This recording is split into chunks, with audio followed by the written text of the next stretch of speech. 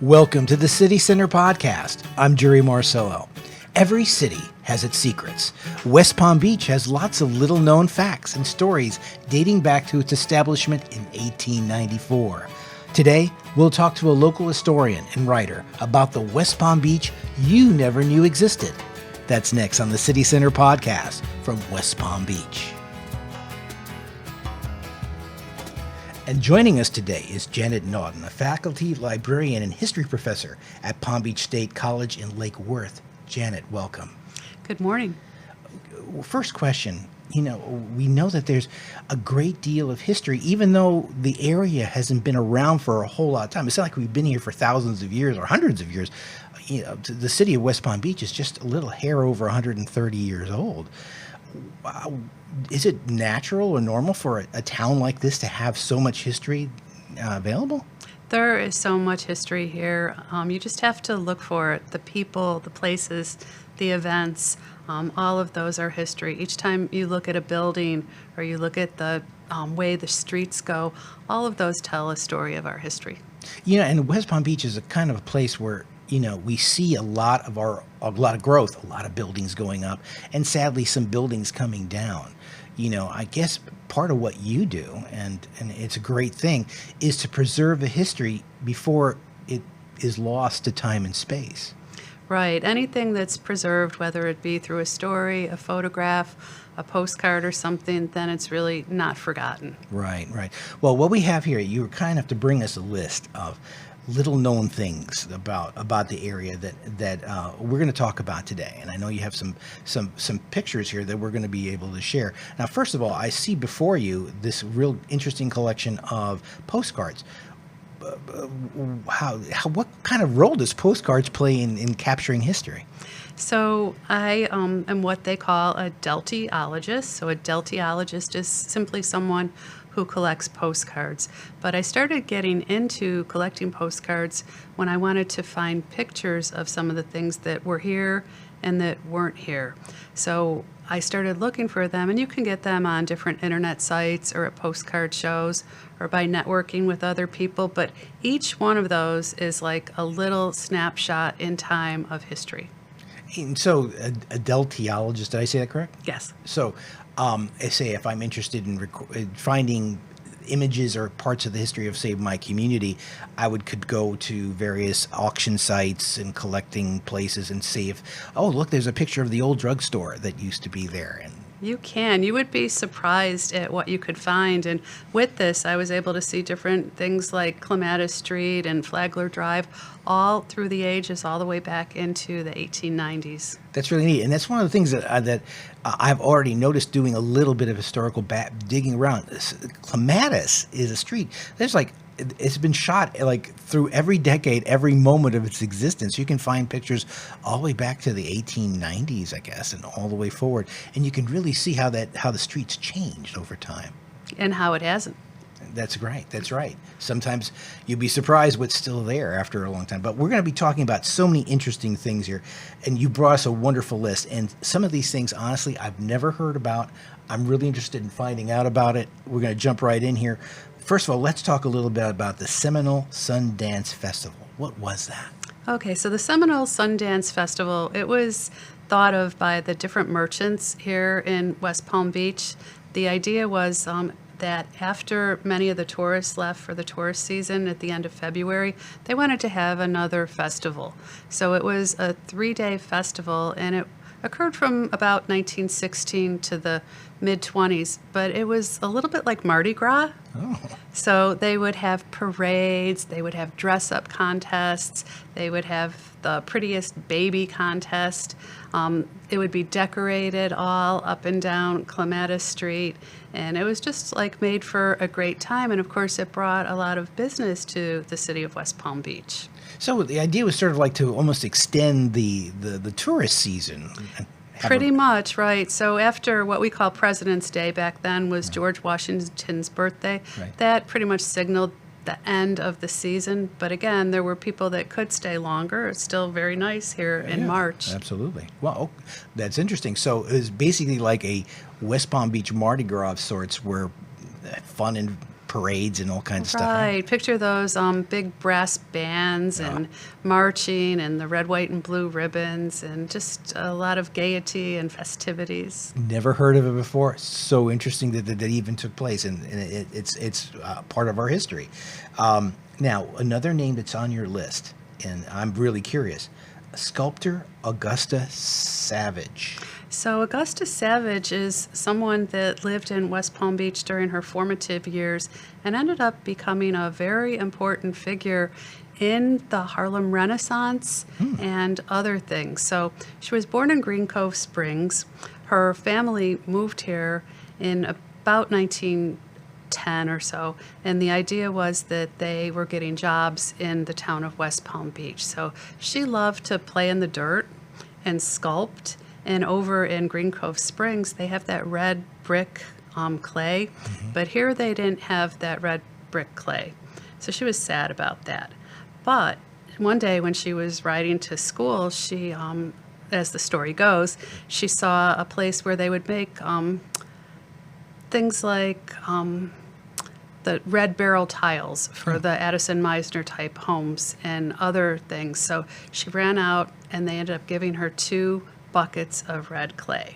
So she actually started to teach after school for $1 a day to teach other students how to do sculpture. And then she met a person here who was another artist and many other things in West Palm Beach, and his name was George Graham Curry. He saw her talent, and so when the South Florida Fair came around, and incidentally, he was the one who started that South Florida Fair, he allowed her to exhibit. So he set her up with a table, and she was actually the first black person to exhibit at the South Florida Fair. So she brought all of her little sculptures and things, and she won the blue ribbon and $25. Wow. And she sold every piece that she brought with her. So after that, Curry pretty much mentored her, and he arranged for her to go to school in Harlem, to go to art school. She ended up going to school in France. Wow. She opened up her own school in New York City during the New Deal, after the Great Depression in Harlem, and then she exhibited at the 1939 World's Fair in Chicago. So here she went from Palm Beach County Fair to World's Fair, and her exhibit, her piece was called The Harp, and it was huge, and it pictured a choir of people and then a harp, and at the end of the fair, it ended up being busted up because she didn't have the funds to get it bronzed. So that's what would happen. It was just made of clay. So a few of the replicas exist because they sold them as souvenirs. And actually somewhere I have a postcard of the harp. But it would be wonderful if somehow the city of West Palm Beach could actually bring that replica back. Absolutely. As an homage to this important artist who lived here. Do we know where the replica exists anywhere? That would be a good question. I'd have to find out. I'm not sure. It would be fabulous to get it to come here, to put it on public display here. It's part of our history. That would be fabulous. But she's one of those people that were a little bit forgotten to history. Yeah. She's actually coming back into her own right. Someone wrote a children's book and then an adult book on her, and just a fascinating person who faced a lot of adversity, but kept going. And she received her break here from the kindness of the people of West Palm Beach. That's really great. And you touched on something that I've thought about, is that we do have, especially in throughout the entire history of the city, but especially in the early days, there was a sense of creative freedom where we've seen artists that came here and either painted landscapes or did their art here, and it's wonderful to see one artist give another artist the opportunity to grow. Exactly. That's really fantastic, and I did not know about this wonderful artist. And there are so many stories out there. This is what's so great. Architect and school board superintendent Agnes Ballard. which is associated with women's suffrage. Tell me about Right. that. So think back that it's the late 19 teens, and women are trying to get the right to vote. Prohibition is going on. All these different things are happening. And finally, the 19th Amendment gets passed. She runs as superintendent of the Palm Beach County Board of Instruction, and she wins. So hence, she was the first. There was one other woman at the same time that won at the same time, Mrs. Stickman, Clara Stickman, but she became the first elected official in Palm Beach County. And it was, you might say, some people would say, more of a man's world. And she went to architect school in Wisconsin, and then she's down here and she's designing houses. She was associated with Addison Meisner. Oh, and for the folks who are listening and who don't know about Addison Meisner, give a thumbnail. Now So Addison Meisner was one of the architects that were here in the boom time of Florida. So this is during the 1920s when they're starting to design houses that are not the simple cottage frame vernacular style houses. So he brings with this European influence. He had been from California, but he would build the larger houses, and they would have Mediterranean revival elements. And those are the houses that you still see in many of our historic neighborhoods, those stately two-story homes. I suppose you'd be seeing those down like in El Cid. And those Right. neighborhoods. The boomtime neighborhoods that Yeah. still exist around here. You have Northwood, Flamingo Park, you have Grandview Heights, El Cid. There's so many of them. And this was a crazy time in history where, you think we have a land boom going on now. This was another one of those that was unprecedented. People were buying the land up. You had land speculators. You had dealers that were trying to promise you the moon sight unseen. But they were also selling houses and building houses that were much larger and more extravagant than the other ones. So we have some unique neighborhoods here in West Palm Beach. And those boom times, I would assume those you're talking about like the early 1920s. Yes. And what brought the boom to an end? So the boom came to an end because of several different things. Obviously, what goes up must come down. eventually go down. Right. But there was an embargo on transportation, and there was 2 hurricanes that came. They weren't able to get the materials in. So not only to not be able to repair the homes that were damaged from the 1928 hurricane, but then also to, why bring in to build new ones. But then you also had the stock market crash of 1929, Right. and after that, the Depression. So while houses were being built, there were a lot of them that were actually sold for back taxes on the courthouse steps. Now, some people will say that the destinations like West Palm Beach, which are more of a tourist and resort kind of community, we're a little bit depression-proof or recession-proof. Was that the case in 1929, or did this area really suffer during that period of time? So it did suffer. I've interviewed and talked to quite a few people, and some people said, well, we were poor and we really didn't know anything different. Of course, in Palm Beach, people still came down for the season, and then you also needed the people to work at the hotels Right. and the restaurants and other things. But building did slow down for quite a bit of time, and there were programs that were implemented through FDR's New Deal, and and then it didn't really recover until World War II. And there's a whole another story about the prosperity stemming from World War II.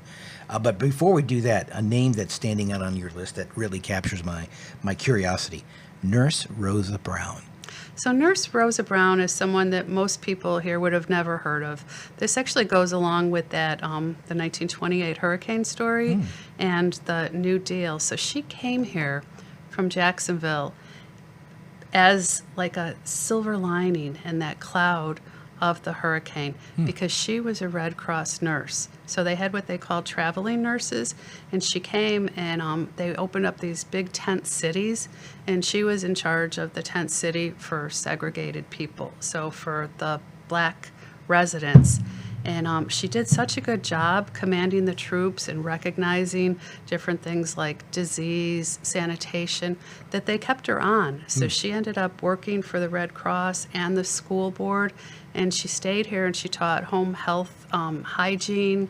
She worked for the industrial high school, and she was just an amazing person. And both she and Agnes Ballard, there was suggestions to name county schools after her. And that never came to fruition, but I haven't given up. I think that they both deserve a school named after them. It's a little bit off topic here, but you talked about schools. I mean, what was the situation, especially early on? When did West Palm Beach get its first public school, first, I guess, a high school? When did that take place? Right. So the first, what I would call like the permanent, that wasn't just like a little schoolhouse, was in 1908. So they built what became Central School and the Central School Complex, and not very far from here, but at the time, it was considered west of town. So that's where the Dreyfus School of the Arts is today. Right. So the first school, built in 1908, it was built by William Laughlin, again, in that Mediterranean revival kind of style that was so popular, expensive. But the parents, they were like, oh no, you can't send our children all the way out there. So for one thing, they had to cross the railroad tracks, and they didn't have the warning systems that they have. It was pretty swampy land out there. And then there were animals. So you would have the panthers, the bobcats, the alligators. So again, at first it was like considered way out there in the boonies. That is a different West Palm Beach than what we know today. Definitely. The idea that something that to us is so centrally located, like the Dreyfus School, would have been considered to be way out west. Oh yeah, where the Kravis Center is. That's insane. That's something. All right, so we'll move on, and your list is just so fascinating. George Curry, and of course Curry Park, Pleasant City, and South Florida Fair. How do those all come together? Okay, well, if you think about when people come to West Palm Beach, they come for so many different reasons, whether for recreation, for investment, for vacation. But George Curry was what you might call a wanderlust kind of person that liked to travel. He ended up here by mistake, but he was creative, and he ended up becoming one of our earliest mayors. He helped build the town. He was in real estate, business, and so many other things. But one of the things that he did was he started what today we call the South Florida Fair, the same one that I had mentioned before. And he lived over, actually across from Woodlawn towards Flagler Drive, and on a street named after himself, Curry Crescent. And he developed several different neighborhoods around here. So George Curry was also a poet. He was very creative and artistic, and he came up with a saying for West Palm Beach. So you know how we do the initials and the acronym, and we just say WPB? His acronym was Where Prosperity Beckons, which I have was never heard that before. That is fascinating. a great Chamber of Commerce moment. So telephones were first put through here, and when they came through, it ended up being later sold to Bell South, but they had the wires through the trees. Really? And George Curry had the first phone, and his phone number, can you guess what that was? 001? It was 1. He had the first phone. That's funny. Wait a minute. So you're saying that the actual telephone wires were strung through the physical trees, not a telephone pole? Right, through the trees, through the woods, right.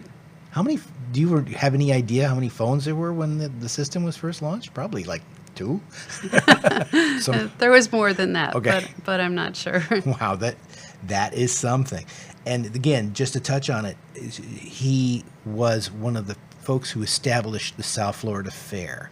Yes, he did, and you can see how that's really grown over the years. Obviously, at the beginning, it was a place for people to show off their produce, how big their cabbages were, and for children to show their ponies, people to show different things they grew, what the quilts that people would. So they didn't have all the rides No. and the bells and whistles that they have today. And now I would assume that the original fair wasn't at the South Florida Fairgrounds that we know today. It was someplace else. No, it was here in town, It was in town. and it's moved a couple of times since then. Wow.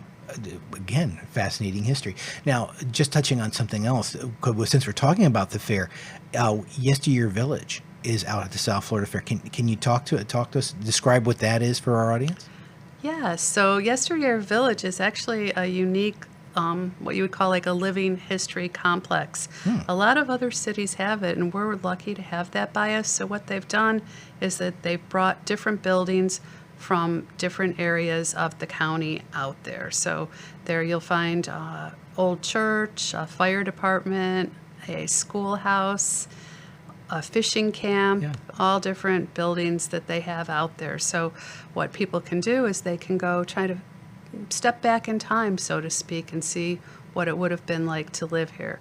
And they also have people that demonstrate at certain times of the year so that you can see them making horseshoes. Right. So you get flavor for what, for want of a better term, early life in Palm Beach County was like. Now, these are not replica homes. They are the real homes. They are the real homes. So sometimes buildings have to be raised for progress, but sometimes they're instead picked up and moved. And this is a nice cluster where you can almost walk down a main street and feel like that you're back in time. That's really cool. All right, so we'll move along. Now, this is a crazy name because it seems to be counter. Seaboard Airline Railway Station. What's that about? Okay, so it's another railroad that came through for passengers in addition to Henry Flagler's Florida East Coast Railway. So this is further west, and you know it today as the Tri-Rail, but that came through here in 1926. The train station there is from 1926. It's the original train station, and that was designed by famous architects Harvey and Clark. Okay, and if you go to the Tri-Rail station today, you're seeing that building. Exactly. So that's another 100 years old. That's incredible, and it's in heavy use today. And I know that it basically is a place where people can exchange and get on different types of transportation to move around the city or move to another community, either north or south. So it's still a very active place for transportation. Yes, definitely. School children used to take that to go for their annual trip to Washington, D.C., and I took it not too long ago to go to Savannah. Do you know what Seaboard Airline was? Why airline? That was like a juxtaposition. I think they called it airline because it went so fast. Yes. So they're just it's some marketing. It was Okay. marketing. At one time, I think that they also called it the Orange Blossom Express. Oh, that's a very lovely name. It does make sense. A very sweet sounding name indeed. Right. All right, going down your list, and it's just so fascinating. Let's talk a little bit about. We touched on the boom time in the early part of in the 20s. Let's talk about some of the developments that took place during that period of time. Right. So the different developments that were coming about were very large planned communities. So before that, it was more like a little cottage city where the small frame vernacular homes or boarding houses or hotels would spring up. But at this time, people were actually buying full lots, platting them, giving them maybe fanciful names, and then trying to sell the lots in there. And so they would you would have a whole team of people, and they brought all of these workers to West Palm. So you would have your developer, you would have your salesman, you would have your people that would work on the house. And so Grandview Heights, if you think about some of the names of these, they're trying to play to being a little bit loftier and on higher ground than the standard area. And they're built on a ridge, so Yeah. they are a few feet higher than the other ones. If you ride your bikes through there, you can really feel it in the back of your legs. But no means mountainous. It's just No. a little hill. Okay. And I was being funny about that. And on top of that, we also saw during these boom times, some fairly significant buildings taking place in downtown. We know the Como building, which was, I believe there was a bit of a building race between the folks building the Como building and the folks building the Harvey building. Right, right. So they something that changed during this time with these buildings was you now had elevators. So once you had elevators, that was the idea of having skyscrapers. And I've seen some things where they've said, it was going to be by 1930 have buildings that were 40 feet tall. Wow. Right. So they definitely had some lofty goals. And for a long time, those two buildings were indeed the tallest structures in the entire city. So, and they're still remarkable structures today. So it's really fascinating. Tell me about, this is a great title, the Cottage City. The Cottage City. So that was a nickname that people called it because they would often come here to winter. So they would stay in something that was near the sea, and it would be basically wooden. Think of frame vernacular, sometimes two-story houses, and they would have basically a wrap-around porch. You would have the screen door, no air conditioning, so that the breeze could float through. Sounds delicious. But it was full of these balmy cottages, just having the fresh air come in. So it was a sort of an architectural style just here, just a beautiful tropical home. And indeed, back then, there was no central air, there was no air conditioning. You had to rely on the tropical breezes to create an environment that was comfortable in any way. Right, and the architects generally knew which way to build them so that they would catch the prevailing breezes. Do you know if any of those types of homes still exist today? Most of them are gone. Gone, There's a few streets where if you go down, you'll see some of them, but they're fairly getting rare. few and far between. Sure. Moving right along, one that also is an interesting title that piques my interest: West Palm Beach School in the Jungle. Oh, that's the one that we just talked about. Oh, of course. Yes. So the jungle would have been like downtown by today's standards. Right, yeah. Near the Kravis Center, down in the jungle. It really was a jungle. And Okay. another thing was that one of my postcards here, it tells about somebody wrote on the back of it that this school was built for the sportsmen's children. Oh. So the people that would come here to fish, to hunt, and it was a big attraction. You would get a guide to take you out for the day, and they would hunt for all different things and taxiderm them. So that there would be the big hunting, and that would be a great thing to attract people here. Of course, it was before they had all of the laws, Sure. environmental laws, Sure. that you had the plume hunters, that they would be hunting plumes, birds for the ladies' hats. So Wow. they would just kill the egret and other things. That's sad, but Right. I can understand it was a different time in age. But it's terrible that that beautiful wildlife was taken for something like a hat. Definitely. So the Audubon Society, brought an end to that. But Sure. what some ladies would do, though, if they were environmentally conscious, is they would wear an ostrich hat, a hat with an ostrich feather, because you don't have to kill the ostrich to get the feather. There you are. There you are. All right, so moving along. Now talk about Banyan Street and its role in Prohibition. Oh, okay, so Banyan Street is one of the alphabetical streets, the original streets in West Palm Beach when Henry Flagler laid them out, and it had a reputation for being the drinking street. So again, you're kind of going back to that whole Mardi Gras theme. So that would be where you would have the saloons. There were obviously some brothels and things like that. So that was more like the Wild West type of the street. Okay. And this is during the time, again, you're thinking of when it was Prohibition.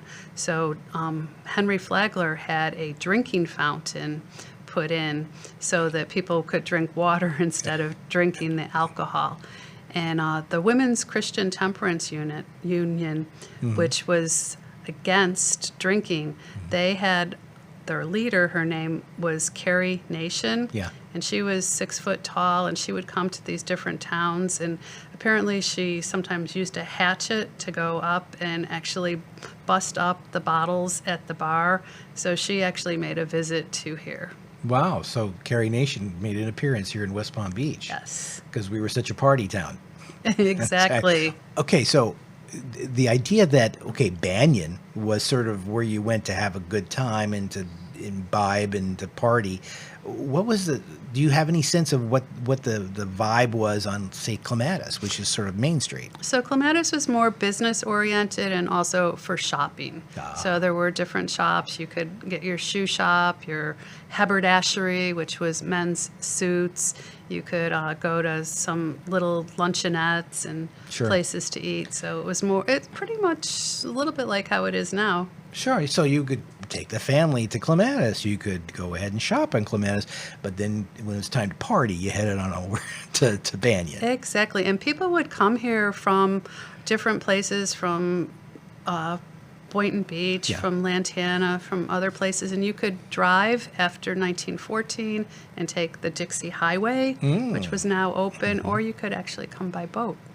That's interesting. So prior to 1914, say if I was down in Lake Worth or Lantana, I would just hop on my boat and then come up the Lake Worth Lagoon to this Right. part. You could take the train, you could travel by Train, water. right. But the roads, until Carl Fisher put the Dixie Highway in 1914, the roads were pretty terrible. Yeah. So Dixie Highway before 1914, there was no Dixie Highway. It was just Right. It wasn't a or a thoroughfare. It wasn't paved or widened as it is today. it's so funny. You think of these roads as always being there for decades and generations and generations. Everything does have a start, and it's interesting to think of that the Dixie Highway became a reality. What, about 20 years after the establishment of West Palm Beach as a city? Right. Or 30 years. 30 years, yeah. My math is not what it should be. But yeah, I mean, that's crazy. Okay, so let's move on now. We've talked about Banyan Street. Talk about what it means for flower streets. Oh, Flower Street. So when it was laid out in 1893, preparing for before it was actually a town, Henry Flagler laid it out, but he got some advice from some ladies. So it was a woman who named the streets after flowers. So you know that we have Banyan, Clematis, which was Right. actually pronounced Clematis. Ah. And it turns out that it's not a native flower here. They made a mistake. And then Datura, which is a poisonous flower. And then you have some ferns, which are Evernia is a fern, and Fern Street, Gardenia, and Hibiscus. So she helped name those all for plants and for flowers. And that's where all those names came from. Yes. And then there's a missing one, and the missing one, its name is Althea. So Althea would be the one to the north of Banyan. Well, there you go. So we're missing the mythical street of Althea. Yes. Great. Very, very interesting. Okay, so we have another new topic here. The City Beautiful movement in Flagler Park. No idea. Never heard of that. Tell me about it. So the City Beautiful movement, you can think of it as sort of like city planning, urban planning, and also putting aside land for public use. So this was instituted by the Olmsted brothers, who had laid out places like Central Park and the Washington Mall. So we needed a place here in West Palm Beach, so they put aside the area which is known as the Y at Clematis, where you have that Y, Sure. and then it faced the waterfront. So that is part of the City Beautiful movement, setting aside parks for public uses. And so they had things like they would have a band shell where you would have live bands. Of course, then it was mostly your brass instruments. I could imagine. That's where they put the library. So we had Memorial Library that was built after World War I, and it was a memorial to those soldiers.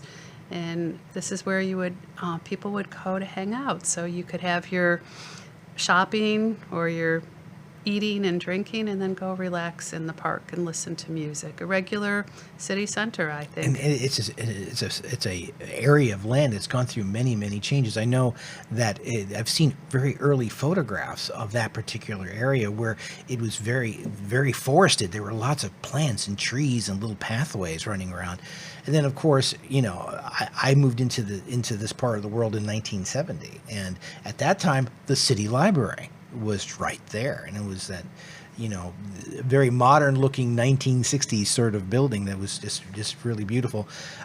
It's only a shadow of what our new beautiful Mandel Public Library is, but that area has seen so many changes, and it's been a part of the center of the city for quite some time. Right, and when you mention those plants, so there was a master horticulturist. His name was Professor Di Gattro from Switzerland. So he was one who helped figure out the different plants to put along there, and it was very beautifully forested. Even the ancient photographs that I've been able to see online, yes, you're exactly right. It looked like a little mini tropical paradise, and there was the band shell and all that stuff going on there. And the library's always been an important part of the city, all the way from when it was once in a boathouse. And Really? people would come to the reading room, and then they would have memorial library. And that 1960s era library, people still talk about that. They have many memories. And then the library today, I love that its address is 411 Clematis, which is information. That's right. 411. Very interesting. Okay, so let's move on. And another item here on your list that really piques my interest: seaplane base at 6th. Tell me what that means. Right. So people think about aviation, and they don't necessarily think about West Palm Beach, but we were part of that cradle of aviation. So as early as 1911, there was a seaplane base here, and they would fly those Curtiss seaplanes, and they would first take people up and down the waterway, sightseeing. They eventually had night flights, and then they would take people all the way to Havana. Wow. And people would come out and just watch and wonder. And, we take flying for granted, but imagine never seeing a flying machine before. And imagine just seeing a flying machine come and land on the water. Right. I mean, it Float had up to the beach. It had to Wow. be really exciting times. And, of course, you would pay to do that, but it would be something that people would all come out and look at. So, when did the city start developing what we would consider to be more of a regular type of airport? How did that come about? Right. So we have our Palm Beach International Airport off of Belvedere Road. So it started as a flying field that was Mr. Belvedere's, and then it ended up becoming a dedicated flying field in the 1930s, and it was called Morrison Field, and it was named after a female aviator. So we have Amelia Earhart, but West Palm Beach had Grace Morrison. So she was one of the first women to fly cross country in her airplane, and she died in a car accident just a month or so before the field was dedicated in the 1930s. So they named the field after her. Oh, very So interesting. this field ended up in World War II. It was a designated spot for our Army Air Force. They would fly in and out. They had barracks. And later on, when it was discontinued, it was the home of Palm Beach Junior College for a few years. So the students lived in the former barracks and swam in the swimming pool and had all that land for archery and other things. Now, I understand that Morrison Field and the fact that so many young servicemen and women traveled through that conduit to get to wherever they're going, that they came away with a very strong impression of West Palm Beach, and some actually came back. Is that true? Yes, after the war, that there were people that ended up coming back. You now had the Veterans Administration. You could buy a house with the VA bill, and we were starting to have these places of education. So you would have the young families come back, and it still had that feel of some of the places in the South Seas and other places that they had been deployed to. And so the Morrison Field, which eventually became Palm Beach International Airport, had an incredible impact on the growth and the history of our area. It has a long and storied history that most people don't know. Absolutely. Well, this has been fascinating. We've gone through your list, and I personally have learned so much in just this little bit. Now, you're also an author, and you have a book. Can you tell us a little bit about it? One of the books that I brought with me today, I wanted to say that it was pretty much born here in our West Palm Beach Mandel Library. So the book is called Overdue in Paradise, the Palm Beach County Library History. So this is a compilation of essays that people have submitted on their different libraries. So the employees at the Mandel Library wrote their history, and we have the Good Samaritan Hospital, their history, and other wonderful. places. And it won an award. So it's very nice. Florida Authors and Publishers Association award-winning book. But I like to say, again, that's a community book. It's I had the idea, and I was one of the editors, but it was our community and tells those stories. There's history in everything. Absolutely, and you've proven that here today. Now, about this book, if I'm interested in reading this book, is it something I can get on Amazon? Yes, you can. And it's called Overdue in Paradise, Yes. the library history of Palm Beach County. Fascinating book. I look forward to reading that. What you've done here is you've given us an opportunity to see some just small little fragments of the history of what is West Palm Beach and then Palm Beach County. Hopefully this is going to spark some interest in some of the people listening. If folks want to learn more, is there a place people can go to really sort of dive into the history of the area? Well, I would say that the number one place is the Historical Society of Palm Beach County, the Richard and Pat Johnson Museum. But our library, the Mandel Library, has a Florida room that has amazing collections of books and artifacts and maps that really tell the story of West Palm Beach. Fantastic. I want to thank you for your time. What you do here to preserve the history as this area develops is so important. It's so important to keep our grasp on the past as we move into the future, and you're doing a great deal for that. So thank you. Thank you. And thank you for joining us. The City Center Podcast is a production of the City of West Palm Beach Communications Department. I'm Jerry Marcello. We'll see you next time.